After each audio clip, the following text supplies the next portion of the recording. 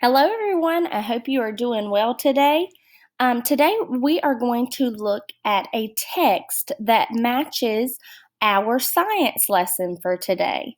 So, we are going to look at the text called Seasons of the Freshwater Pond Biome. And while you're looking at the cover of this book, I want you to think about, do you think that this book is fiction or nonfiction? Correct. This is a nonfiction text because this book is going to give us real or true facts about things that we can find in everyday life. So, in our book today, we are going to explore plants and animals found in freshwater ponds and how they function in the food chain. So, remember that a pond is an example of a freshwater habitat.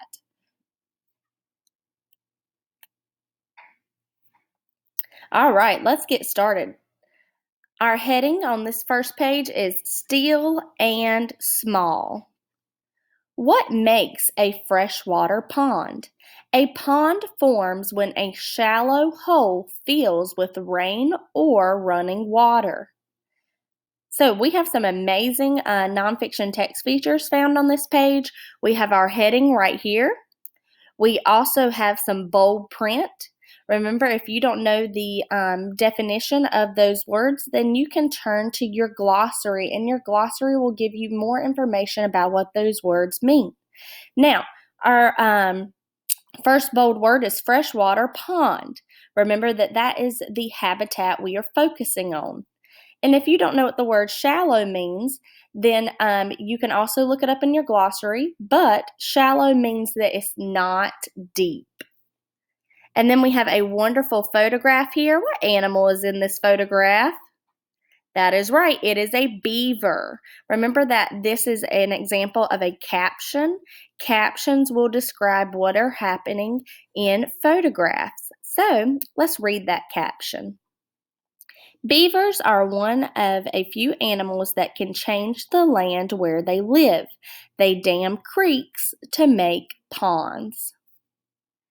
And some more awesome information is freshwater ponds have small freshwater source, birds, insects, and fish, algae, season, like the area where they are found. Ponds are not as deep or large as lakes. The small size of ponds limits the life found there. All right, our next heading says Seasons of Change. In spring, flowers pop open, eggs hatch. It's a time of life in the pond. Tiny bugs move about. Birds return to nest. Frogs call at night. What animal is in this photograph right here? Correct. That is a photograph of a duck and her duckling. In summer, bugs fly around the pond. Fish grow and swim. Turtles sun on rocks. Plants grow fast in the bright sun. Algae often covers the pond. And if you don't know what algae is, remember that you can also use your photographs to help you. So if we are being investigators right now, we can notice that this photograph, it has a frog that is green, and the rest of the water around the frog is green.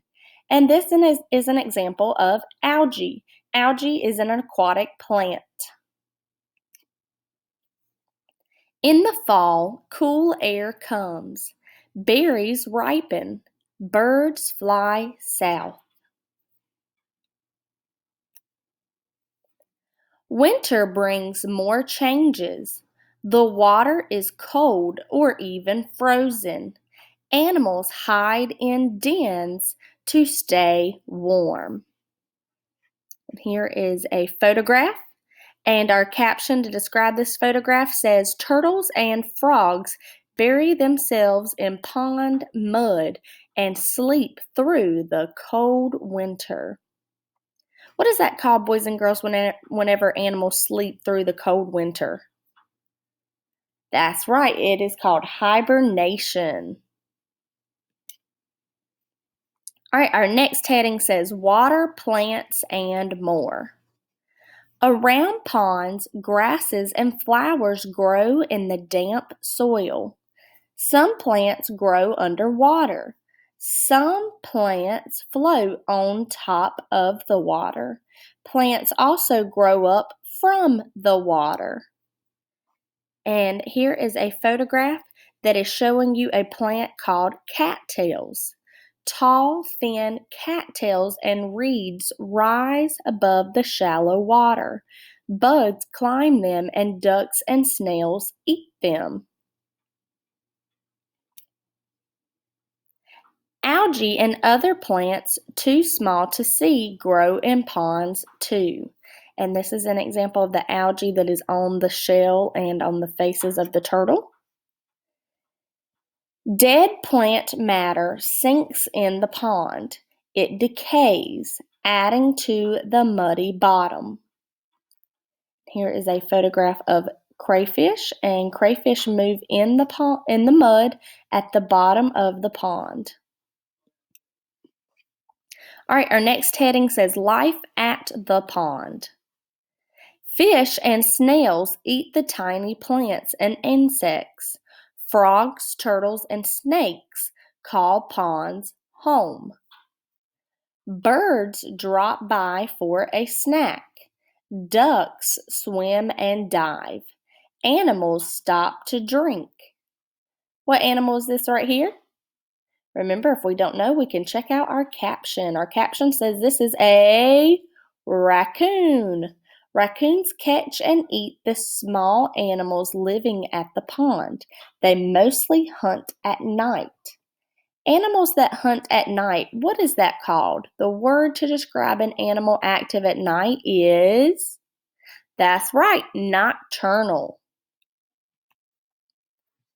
All right, our next heading says the future of freshwater ponds. People can hurt ponds with their actions. You can take care of the plants and animals that live in freshwater ponds near you. And here is a list of ways that we can help take care of the plants and animals that live in freshwater ponds. Use less water. Don't pollute by putting harmful liquids in drains. Use natural fertilizer on lawns. Don't release pets into ponds. Join in a pond cleanup. And this is a photograph over here, boys and girls, that has a caption that says, people litter and harm ponds. Remember, we have talked about before that litter is when people are throwing trash into places that it does not belong.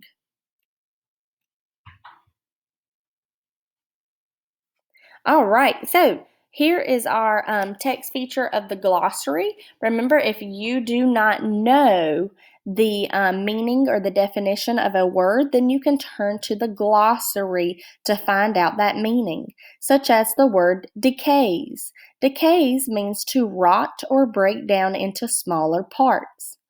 Or the word limits. Limits means the point that prevents anything more from being in a place. And here is our index. Remember that with the index, you can find where these words are located. Remember, those were the bold words. If you need to know what page those words are located on, the index tells you where to find them. I hope you guys enjoyed this story today, and I hope you are enjoying learning about all the many habitats. Have a great day.